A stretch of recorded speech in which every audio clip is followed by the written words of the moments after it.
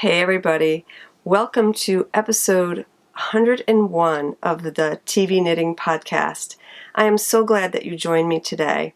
Welcome to returning viewers and welcome to viewers who have been with me a long time. I've heard from people who've actually been with me since the beginning recently, so thank you very much. If I haven't responded to your message or message in a group post, I will respond. I don't always get to it because I do work full time and I get very busy. So I will respond to each and every one of you who has sent me a message. So yeah.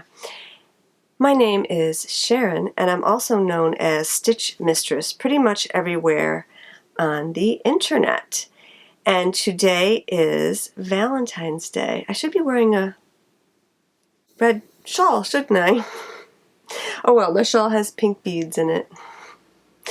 By the way, I'll show it to you while I'm sitting here. This is one of my favorite, this is actually probably my favorite shawl to wear in the dead of winter because it is so warm. This is the Maya shawl by Laura Nelkin. And I knit this just before SSK 2014 because if you knit along with some of the people who are at SSK, the teachers, you get tickets. I didn't win anything, but I'm cool with that. Anyway, this shawl is my absolute favorite shawl to wear, like I said, in the dead of winter because it is my very warmest. The yarn is discontinued, sadly. It's called Mimi, and it was supposedly mink yarn. It is not mink yarn. It is a combination of mohair and merino and I think a little acrylic. I don't care. It's fabulous, and I wish I had a ton of it, but I don't. I should have bought some before the yarn shop owner sent it back. That was silly of me. I do have 3 skeins to make another shawl in pink, and I have a sweater's worth. So I'll talk about that on another show. Anyway, let's get right into this because I have a pretty jam-packed, exciting show today. And let's start. So, works in progress.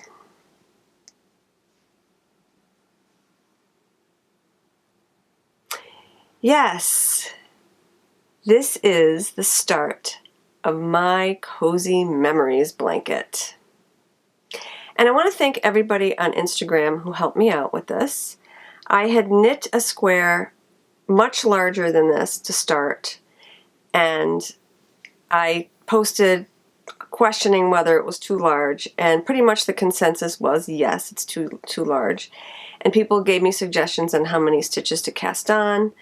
And finally, I picked one that would work for me. And also, if you see this beautiful spine on my little square, this is a suggestion from Snow Knits. And yes, this was a wonderful suggestion because what you do is you make your center spine by doing a center double decrease, and then on the wrong side you purl the center double decrease, and it makes this really cool spine on your square. So I love it. And I only have one, but there will be more. So my plan is, as I finish a barn raising square, I will also knit one of these. And these are addicting. I could see how they'd be super addicting. So the next one I'll knit is this one. And when I finished this little square, I still had a little nugget left of this color. I love this color. It's the Fox Says What colorway by Leading Men Fiber Arts. And I have a little nugget left. And I'm thinking with these little nuggets, maybe I'll knit some Frankenstein socks or something like that. I don't know. So we'll see. I'm kind of liking this whole mini skein thing. Speaking of barn raising squares, I didn't get much done sadly, on this one. But I've been knitting a lot, and I've had lots of distractions this week, which you will hear about very shortly. But this is the yarn. It's a Space Cadet Club, Mini Skein Club color. There's no name to it. But it's super pretty, and I really like it. Another work in progress that I am just enamored with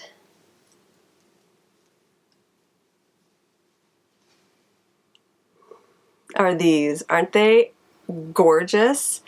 I'm completely in love with them. This is the Je t'adore colorway from Mustache Yarn, and this is her 2016 Valentine's Day color. And I've been knitting them all week, and I completely love them. Now, Mustache Yarn, Stacy, does this thing called OCD where she winds 2 separate skeins so you can start your socks in the same spot and have matchy-matchy socks.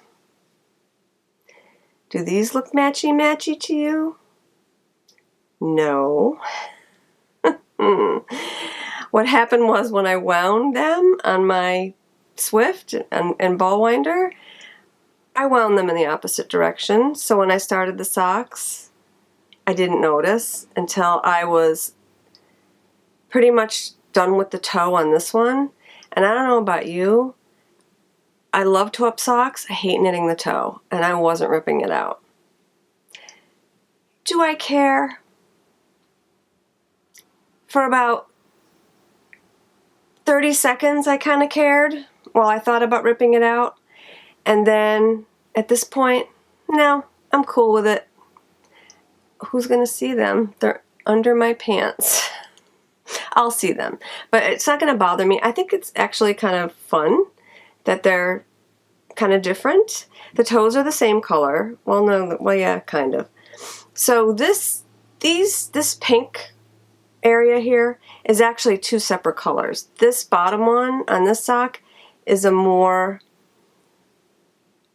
like bluish pink, and this one up here is a more peachy pink. So, and it's the opposite here.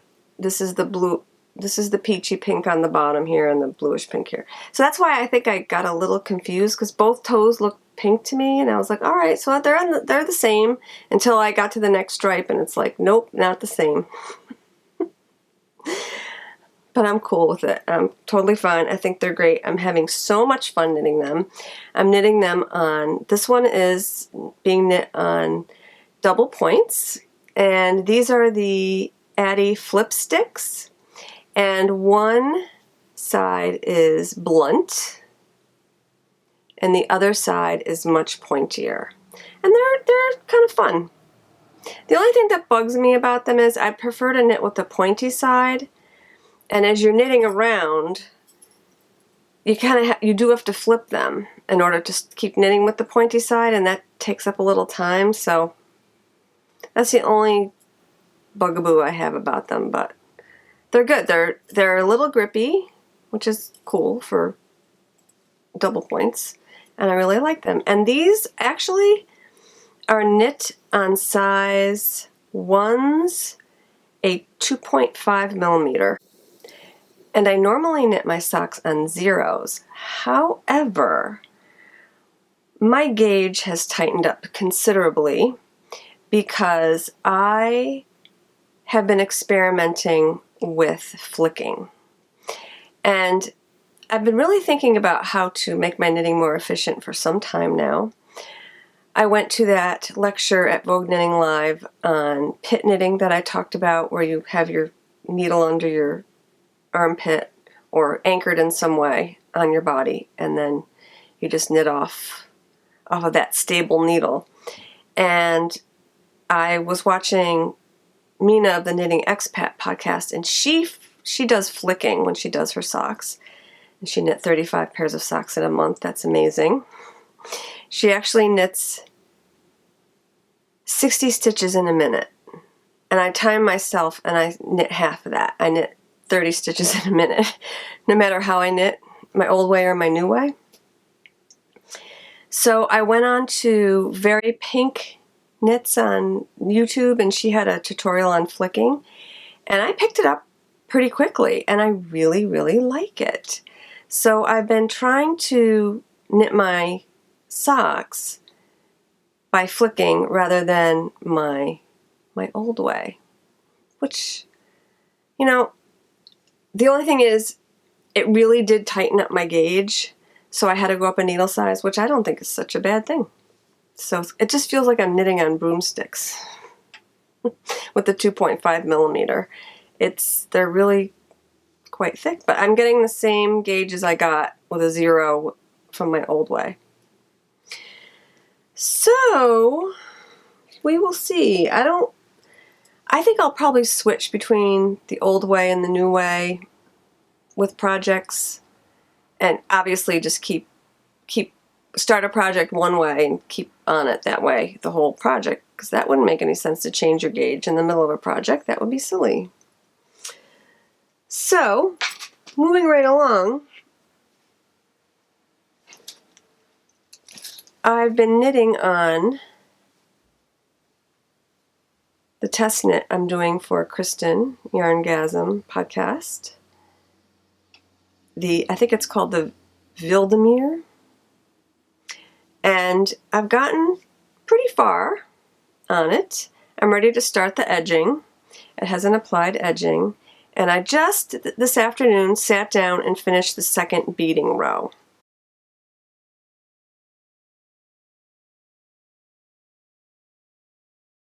So if you can see, it's got this really pretty motif here, which Kristen says reminds her of mermaid tails, and I quite agree. And then in between those motifs, you'll see the beads. And I absolutely love how it's turning out. So I will be starting the applied border this week.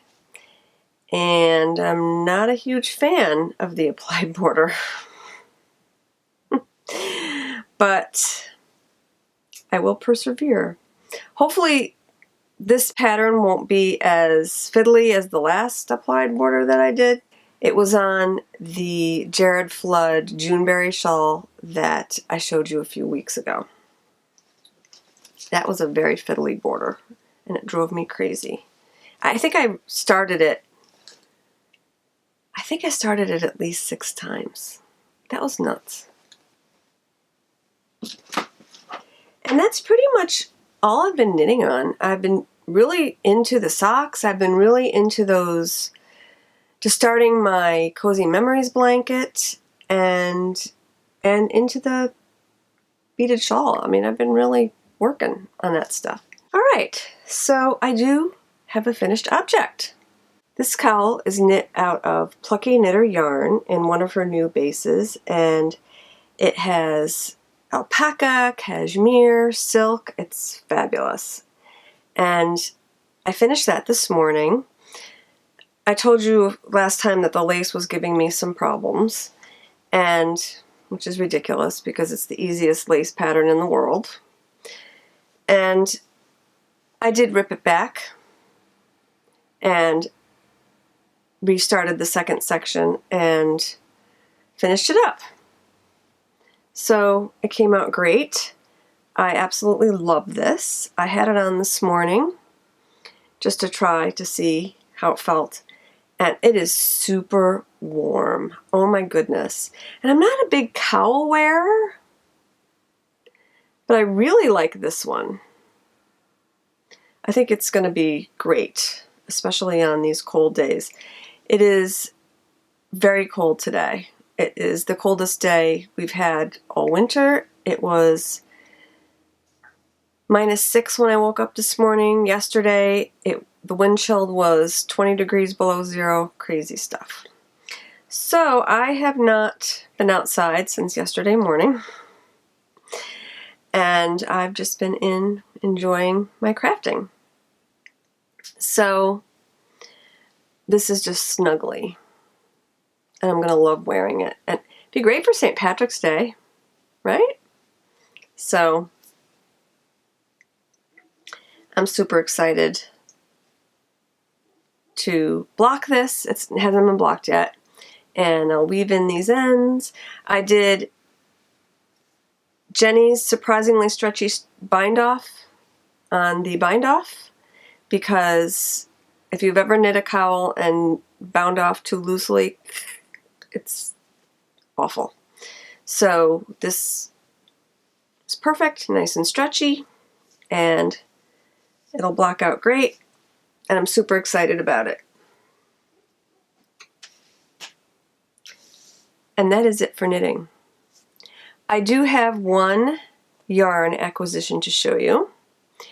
And how many of you have ordered something and completely forgotten what you've ordered? Raise your hand. I'm sure there's lots of hands going up out there. And I wasn't even indulging in adult beverages when I ordered this. So, like I said, I've been addicted to Plucky yarn, and every time pretty much that she has an update, I place an order. I did not order on the last update. I was very proud of myself.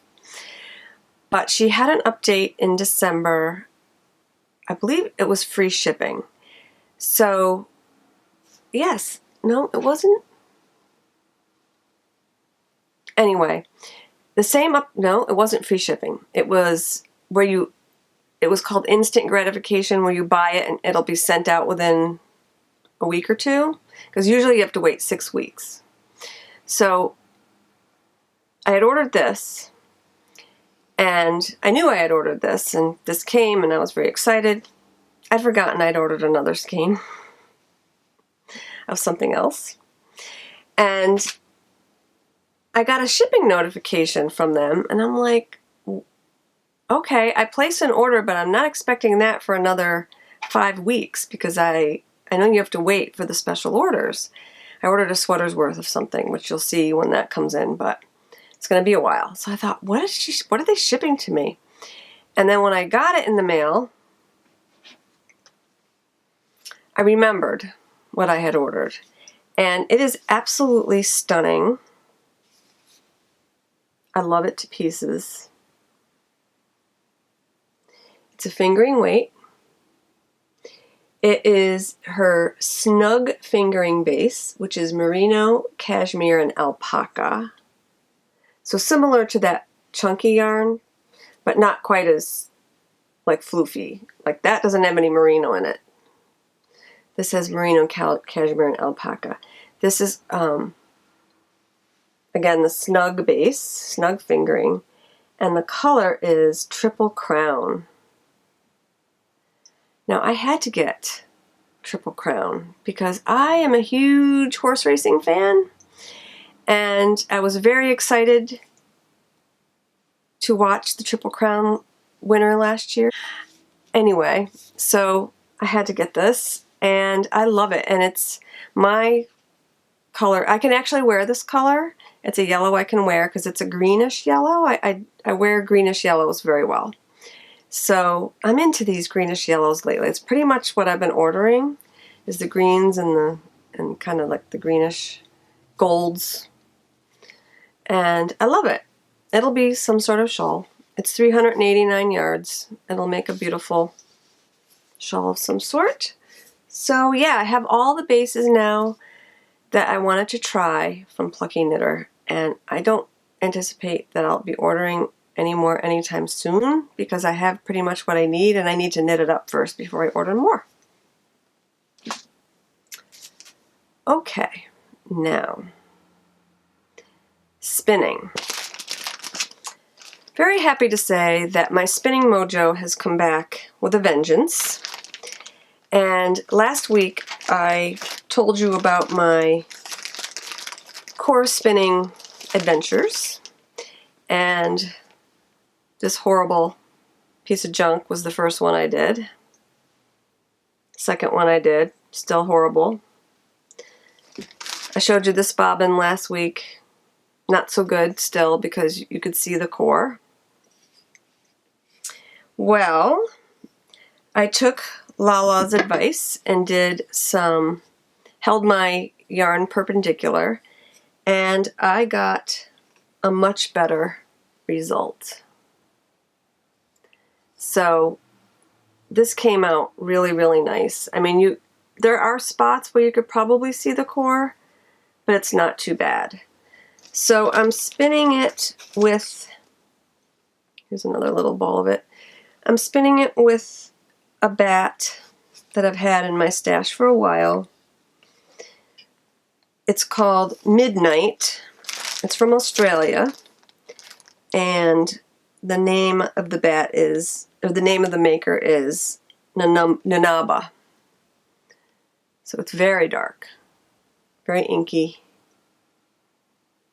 and it has purple running through it, silk, and stellina,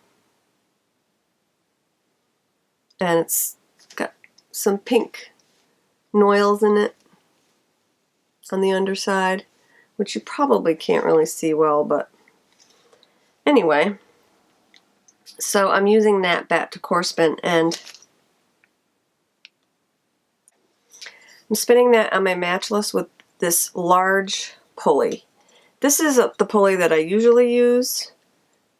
This is the largest one that came with my wheel. It's the slow pulley or whirl. And it's working out really well. In fact, if you can see this groove, that's the one I'm using. I don't know the ratio. I'm terrible with that. I would have had to look that up before I came here.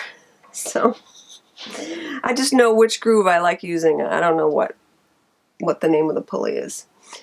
Okay, so I'm very excited about that and how that's coming out. And then I just got all kinds of excited about spinning. So I decided to start sampling my latest sweater spin. And this is a Romney fleece that I bought at Connecticut Sheep and Wool in 2015.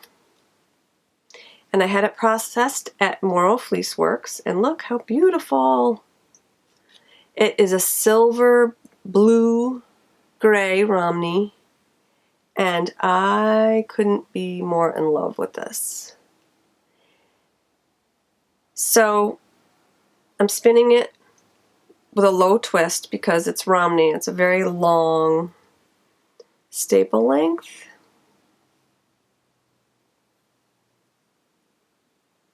It's that long. So probably, I want to say, well, I can measure it right here. Let's see. 1, 2, 3. It's about 6 inches. So it's a long staple length. So I'm spinning it with a low twist so it's soft and with a long draw. And this is what I'm getting. And this is just fun sampling. I mean, I spun it on that large whirl, and I'm going to go down a whirl size to that medium whirl. I'm going to go down to this size. Probably the larger of the two grooves. And it's coming out very nicely. And it's going to have a bit of a halo to it when it's plied up. And it's going to just be a rustic, beautiful, I'm hoping, lofty, gorgeous yarn. And I'm planning on knitting the Miranda sweater from it. So I am very excited about a new stash enhancement. And I am going to show you a video that I did when I received said item. And yeah, you will be seeing it right now. Hey everybody, welcome to a little mini episode of the TV Knitting Podcast. I thought that I would film an unboxing today. And you know how if you search YouTube, or if you're on YouTube for any length of time, You see these guys unboxing all their fancy electronics and speakers and iPhones and chargers and computers and keyboards and all kinds of things. Well, I thought that I would share my latest toy with you, and I am going to unbox it right here on the show. I have only cut open the top, and then I will show you what's inside. So let me tell you a little bit about what's inside. The other day, last Friday, was a snow day for me, and it was lovely. I had a great day. I found myself with a lot of knitting time, and I was sitting up here in my studio, and I got myself into a little bit of trouble. I was thinking, that's always dangerous when you're kind of alone in your studio with all this inspiration. And I talked myself into buying a brand new spinning device.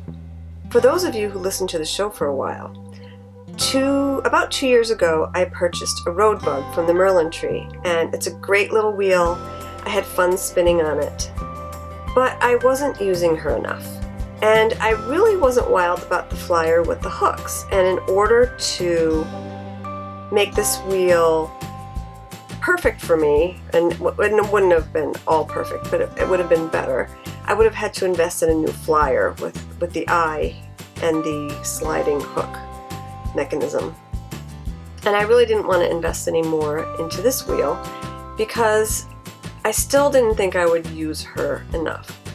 So I posted her for sale on Ravelry and sold her in half an hour. So that was a sign.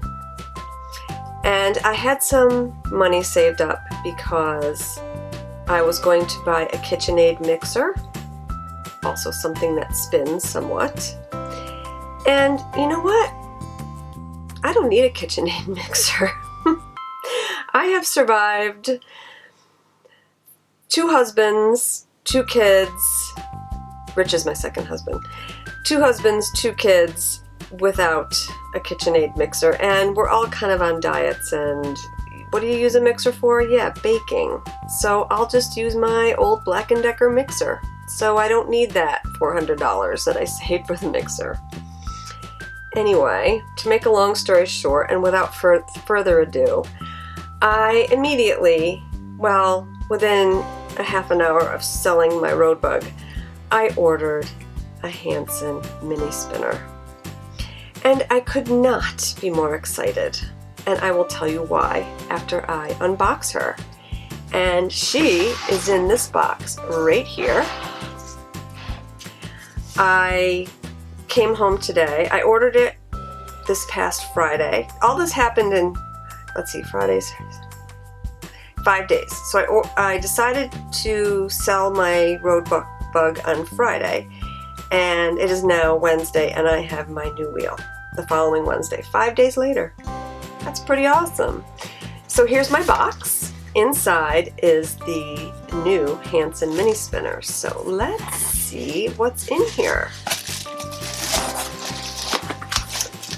All right, so first off,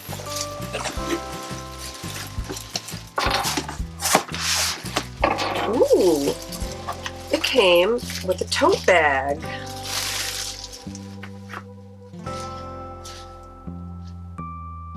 Hanson Crafts mini spinner.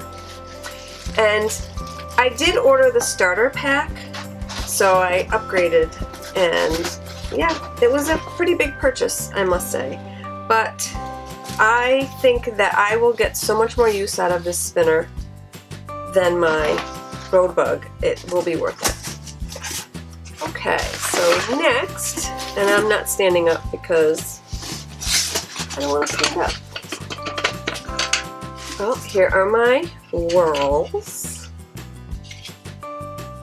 You can get them in black, or they have colors, and I got them in the green, and I'm glad I did. They're very attractive. I'm sorry, these are not the whorls. These are the ends of the bobbins.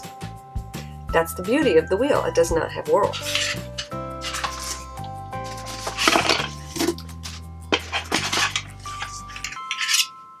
2 more ends.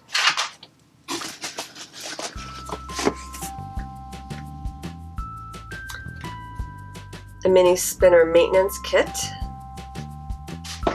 which I am sure I will find useful. Woolly winder flyer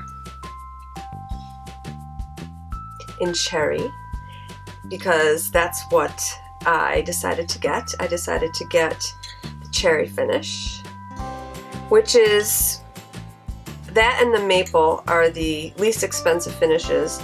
And I got cherry because everything I own in my house pretty much is cherry. So I really like that finish. And my matchless is cherry, and she will match my matchless. She will be sitting in the living room with my matchless. That was the other problem with the road bug. I didn't want to have 2 wheels footprinting in my living room. This is going to sit on my end table and take up a lot less space. These are the bobbin insides. Last but not least, here she is. I'm so excited. I haven't seen her yet. Oh, she's so pretty. She has some beautiful wood grain on the side.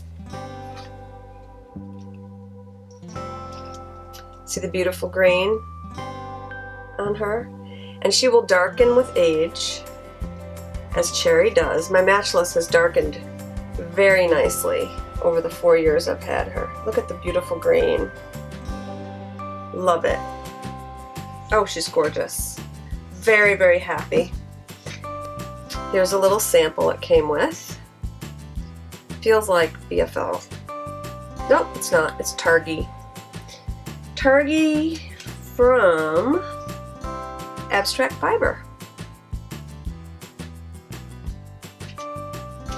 And this is her regular bobbin setup. And I got this regular bobbin setup because I just did not want to rely on a woolly winder, especially since I've been having a little problem with such a strong uptake on my matchless. And it's fine for regular spinning, but I like to spin lace. And they have a lace flyer for this, but I decided I'm just going to get the regular flyer, and I think I'll be fine. This is not the first time I've ever tried a Hansen. I tried a Hansen at SSK 2 years ago, and I loved it. I thought it was a great little spinning mechanism. And I am very, very excited about her. Okay, I hope you enjoyed my little unboxing video. I had a lot of fun making that. So here she is. As a matter of fact, it was kind of funny when I was filming this, I realized that she was sitting up in the corner over there the whole time. Little spoiler Easter egg for you to find. So anyway, here is my Hansen spinner. And she is gorgeous, and I absolutely love her. I've had about 5 days to play with her, and as you can see, I already have a beautiful bobbin started, and I've decided to spin that Into the World braid on her that I finished the first braid on my matchless, and I'm spinning the second braid on this device. And I mean, I spun immediately as soon as I figured out all the little parts to her, and I couldn't be happier. It just was so easy. You don't have to worry about whirls and all that other kind of thing. You just have to, you know, pretty much judge by doing plyback tests and whatnot how fast to set the device and how much take up to put on it. So I'll just give you a little mini tutorial. So this is the regular flyer that I have on her, and this little knob sets the speed, and this is the pedal that makes it go. And I have it set to start when I click the pedal and stop when I click it again. You can also set it to go kind of like a sewing machine where when you hold the pedal, it goes. I like the click on, click off better for my needs at this point, because I just spin sitting down and I just click it on when I want to start, click it off when I'm done. So that's pretty cool. And here's the power cord on the side. And as you can see, I have an Anker battery hooked up to this. And funny story, I've had this Anker battery for, I want to say 3 years. And I bought it to charge electronic devices in case we get a power outage, which we don't get very often, but when you do, you know, you need something to charge your phone so you know what's going on. So that's what I bought it for, and maybe in hopes that I might someday get a Hanson. So it's been sitting downstairs, you know, charged all along.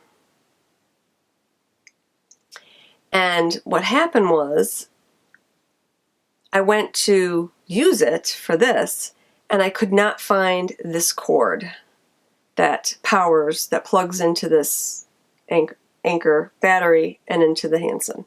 Couldn't find the cord. So I'm thinking, where could this cord be?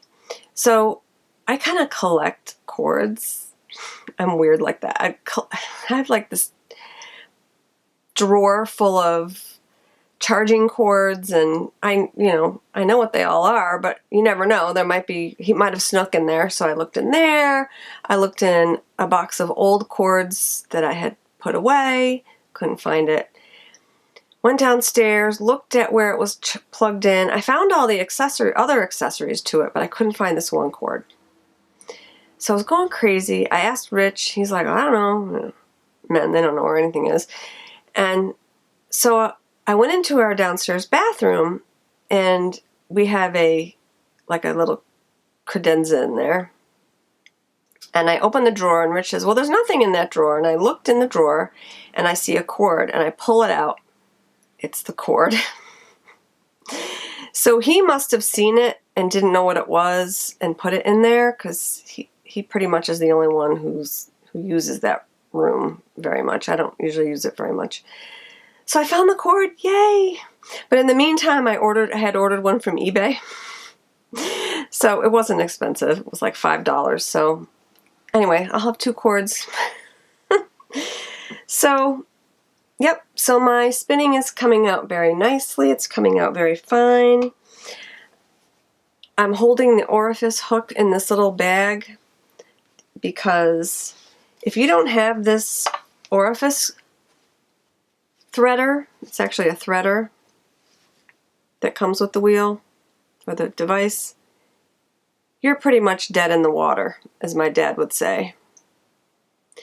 Because it's got this little wire. You can't use your regular orifice hooks on this. So if you don't have this, you're not spinning. So I'm keeping it in this little pouch that I had for my other orifice hooks on my matchless. The other thing is there's nowhere to hang it on this wheel. So I'm just going to have to figure something out to make sure it's always with the device. So all in all, I am very, very happy with my purchase. And what's going to be nice about it is I love my matchless to pieces, and I am still using that matchless every day. I spin every day. And I love that matchless to pieces, but the Hanson, I believe, is going to give me even more versatility with my spinning.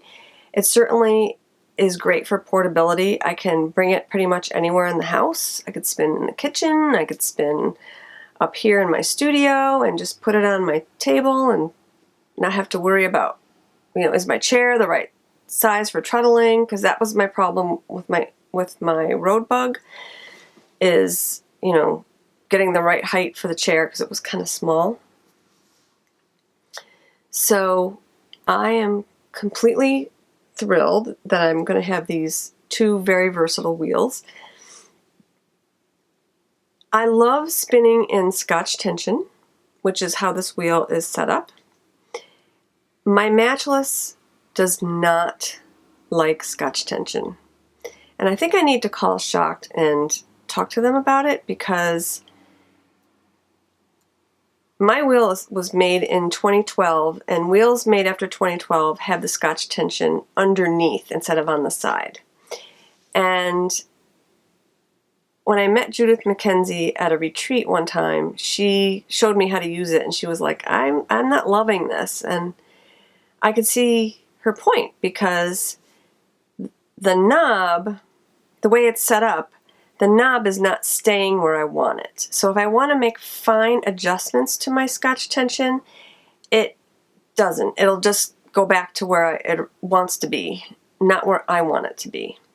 So I need to call him about that, because that's been really bugging me. I've had to put a piece of tape on it, and I shouldn't have to do that with a spinning wheel that costs as much money as the matchless does. So this one, there's no issue with that whatsoever. What I think I'm going to do in the meantime is I'm going to set my matchless back up into double drive. I have not spun in double drive in 2 years, but I'm a better spinner now, and I'm very curious to try it. So I'm thinking I'll set that up into double drive this week and then start spinning for my sweater on this. So if you're not a spinner and you're not interested in this, I apologize, but I am really into it. So I'm very much excited about all these new things. Okay, I just wanted to say a final word about the giveaway. I am going to extend the YouTube subscriber incentive for a week or possibly 2.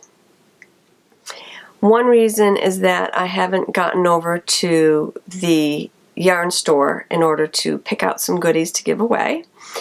And another reason is that I want to give those of you who haven't had a chance to post in the group to post. So go over to my group, TV Knitting Podcast. There's a thread.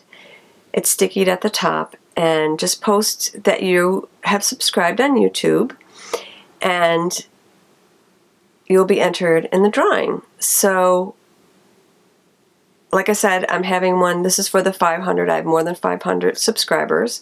And I have, the grand prize is a $50 gift certificate to the Loopy U. And I will have another giveaway for 1,000 members. So, but I just want to give you guys another couple weeks to post in that thread. And I have over 130 posts so far. So yeah, post and let me know that you've subscribed, and within a week, whenever I get to the yarn store to get some things for you guys, after that I will have the drawing. So yeah, that's it for that. That is it for today's show. I want to thank all of you so much for joining me, and I hope you all had a wonderful Valentine's Day. I know I'm going to have a great evening. We got some crab legs, and we're going to have some steak. I don't know how Rich is going to cook the steak outside in 0-degree weather, but we shall see. We don't have snow, so the grill's fine. It's just he's going to have to run out, cook it quick, run back in. So with that, have a great week, and I'll see you next week. Cheers.